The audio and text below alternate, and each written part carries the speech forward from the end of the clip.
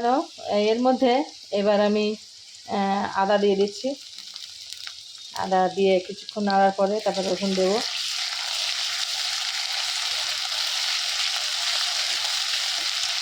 কারণ আদা রসুনের যদি কিনা এটা ঠিকঠাক না হয় তাহলে কিন্তু খুব মুশকিল হয়ে যায়, মানে রান্নার টেস্টটা অন্যরকম হয়ে যায়।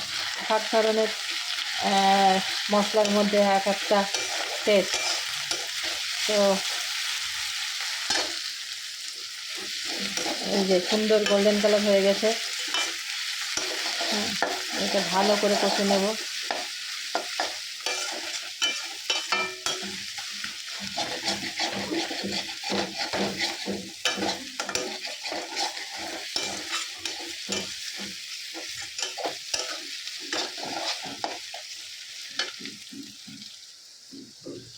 এপাশে হচ্ছে বেগুনও ফ্রাই হচ্ছে। মানুষ চাইলে কত কিছুই না করতে পারে বন্ধুরা, অনেক কিছুই করতে পারে মানুষ চাইলে।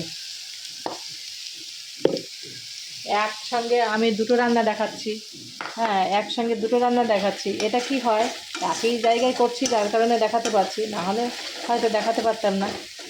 এর মধ্যে একটু কাটা টমেটো দিয়ে দিলাম। টমেটোটা আজকের কালারটা সুন্দর কালার, যদিও একদম ডিপ রেড কালার নয়, কোনো অসুবিধা নেই। এরপরে এই যে লঙ্কা গুঁড়ো করে রেখেছি। আর একটা কথা বলি, লঙ্কা গুঁড়ো কিনে খাওয়ার থেকে ঘরে লঙ্কা পেস্ট করে খাওয়া অনেক ভালো।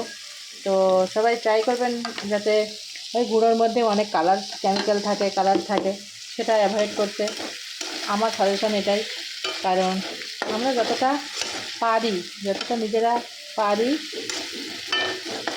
মানে কেমিক্যাল জাতীয় জিনিস না খাওয়ার, একটু ন্যাচারালভাবে খাওয়ার চেষ্টা করি, এটাই। তো একটু লঙ্কার পেস্ট দিয়ে দেবো।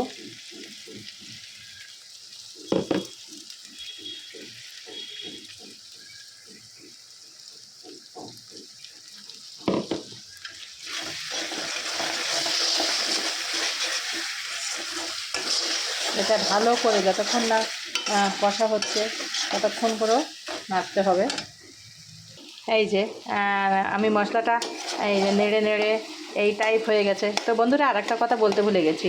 আমি যখন লঙ্কাটা গরম জলে ভিজিয়েছিলাম পেস্ট করব বলে, গরম জলে ভিজালে কি হয়, তাড়াতাড়ি পেস্ট হয়ে যায়।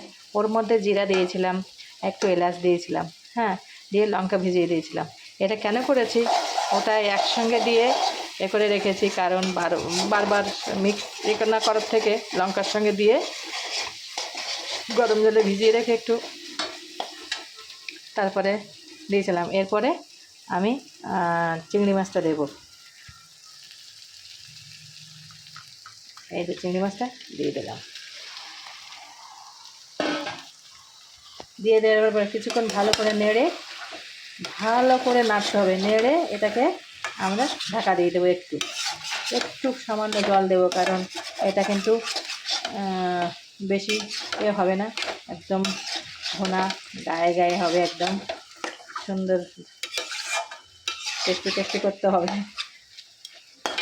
এই যে এটা ঢাকা দেওয়ার চেষ্টা করবো। এবার নুন না দিয়ে বেগুনটা এই দেখুন সুন্দর ফ্রাই হয়েছে। নুন দিলে এটা ঘেটে যেত, এটা কিন্তু একটাও ঘাঁটছে না, গোটা গোটা রয়ে গেছে।